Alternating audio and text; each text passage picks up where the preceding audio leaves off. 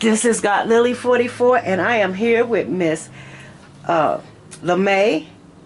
Michelle Lamay, the Dean of Green. Tell us something about yourself, Michelle Lamay. I'm here in her museum. It is so awesome. It is so wonderful. We're gonna get a tour in a minute about it, but we're gonna let her talk and tell us a little bit how she got started. And she's looking really good. And what's keeping her young like this? And I know it's the MMJ. So, how did you get started in this? It is the MMJ. It keeps you young at heart, doesn't it? Cannabis inspires, too. We have that, and we're going to have a museum wall here that's empty now. This is a work in progress called Cannabis Inspires, and that's what inspires me. The wall. She's got some art up there. We're going to look at that. Yeah, Breezy Kiefer. Isn't that gorgeous? We're going to get some good looks at her, what she has here. It's a work in progress. There's plenty of space to add and add and add. Well, anyhow, let me tell you. I'm the owner of Cannabis University Incorporated. I started my school in 2008, right after Obama said he would call off the dogs.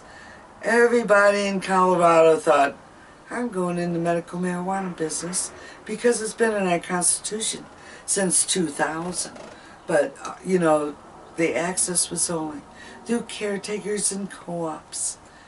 And by January, when I had my first class, when Obama said the pledge in 2009, there were 5 dispensaries. Just to go chat them up. Then it just got kaboom. Some of the first dispensary owners came to my class. It was just fantastic. Always has been. I designed the class. I have a master's in education. And just 2 months after I got my master's degree at the late age of 58, I had hip surgery. And even though I continued to apply for positions to teach boys in middle school how to read with a cane, I didn't get any positions. So, yeah, like I said, 2 years later, in 2008, my sister sent me this information about Amsterdam, and I'm also a paralegal, so I was able to incorporate, and like I tell people who call me, what are your main skills? What have you done all your life?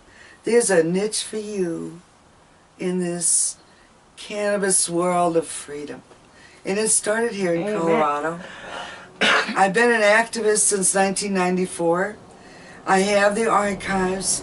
There is stuff, my apartment was stuffed to the gills with archives. 3 years ago, I did rent a building on Broadway and opened the Cannabis Museum with the same business plan for 2 weeks. And a partnership fell apart. But I continued to have the hopes and dreams of opening my Cannabis Museum. And recently I looked around the state and for buildings and such. Had some money to invest. And then I saw those food trucks. My goal to educate and Coloradoans about hemp and share the love and one love, and everything I have is archives and history. I believe that's what real normalization is. And every time the vote comes up, more and more people will vote on our side, or vote for county commissioners and city councilmen that are on our side because they lose their fear.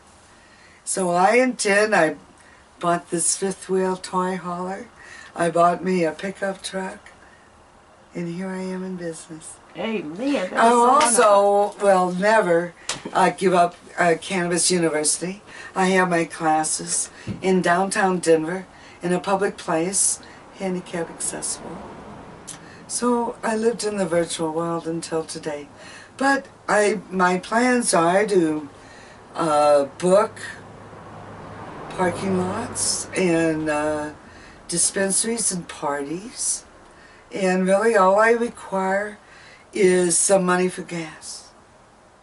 I've got all my sales tax licenses, everything lined out. If it's out of the city of Denver. And then I'm going to plan my first trip probably over to Grand Junction, Colorado, where there's a new Green Faith Ministry, where there's people really working hard for Initiative 3. Because everybody that comes in this door that's a registered voter has got to go back in that museum and sign Initiative 3. Stop the courts from fines and sentences for the possession of cannabis. Period. We're trying to get on the ballot here, people.